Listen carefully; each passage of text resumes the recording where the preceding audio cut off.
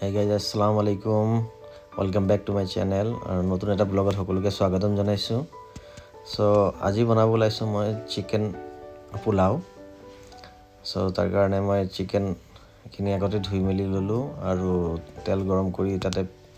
পিয়াজ গৰম হোৱাৰ পিছত দি দিলো খিনি আৰু এয়া আদা নহৰু পেষ্ট দি দিলো আৰু এফালে বিলাহী দুটামান দি দিলো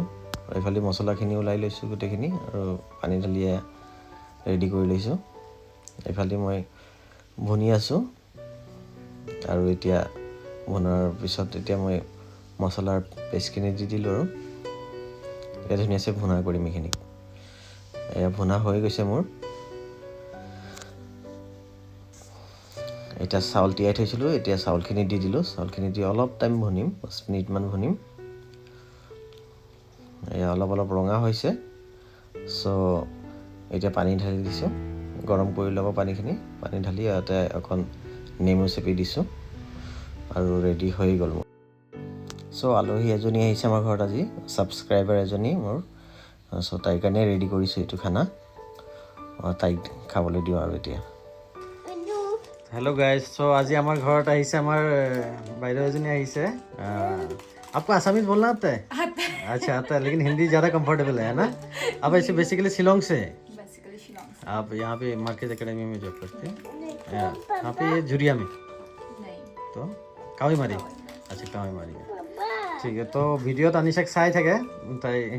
ভাল লাগিছে আনিছাক এইটো কাৰণে ঘৰতে আহিছে চাবৰ কাৰণে দুইটা খেলি আছে সিহঁতৰ লগত ভাল লাগিছে আহাৰ কাৰণে thank you so much for coming आके ऐसा लगा भी नहीं लेकिन कि हाँ हम लोग आज ही फर्स्ट आए हैं बच्चे के जरूरत ना आपसे तो ऐसा पहचान था भी नहीं बस कमेंट में ही हुआ था कि आप भी मुझे वैसे इनवाइट भी किए कि हाँ चलिए आप आ जाइएगा फिर ऐसे करके आए और फिर मतलब पता ऐसा लग ही नहीं रहा कि हाँ मतलब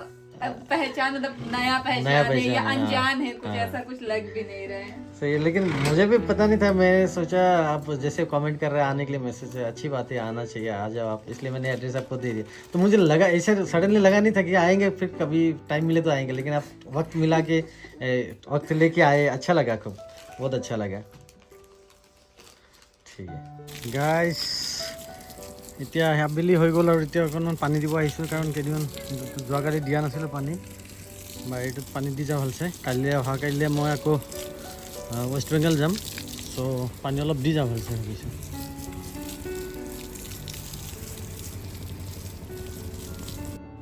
চ' গাইজ ৰাতিপুৱা পিছদিনা 6টামান বজাতে মই ওলাই আহিলোঁ ভাইটিৰ লগত আমনি ষ্টেচনত যাওঁ আৰু আমনি ষ্টেচনৰ পৰা ট্ৰেইন দি পেলাই গুৱাহাটী যাম এই ভাইটিৰ লগত আহি পালোৱে আমনি ষ্টেচন যোনটো আমাৰ ঘৰৰ পৰা 2-2.5 কিলোমিটাৰ মান হ'ব আছে তাতে আছে সো তাত আহিছোঁ কাৰণ ৱেষ্ট বেংগল গৈ আছোঁ আজি মই তাতে এষ্টেমা আছে মগৰাহাটত সো তাত যাম চাওঁতে ট্ৰেইন আহিয়ে গ'ল আৰু এতিয়া আমি যাওঁ গুৱাহাটীৰ পৰা আমাৰ ট্ৰেইন আছে মেইন ট্ৰেইন হাওৰালৈকে চৰাইঘাট এক্সপ্ৰেছ হেতু দি যাম সো আশা কৰিছোঁ ভিডিওটো ভাল পাইছে আগৰ নিউ ভিডিও পাই থাকিব ৱেষ্ট বেংগলৰ খুদা হাফিজ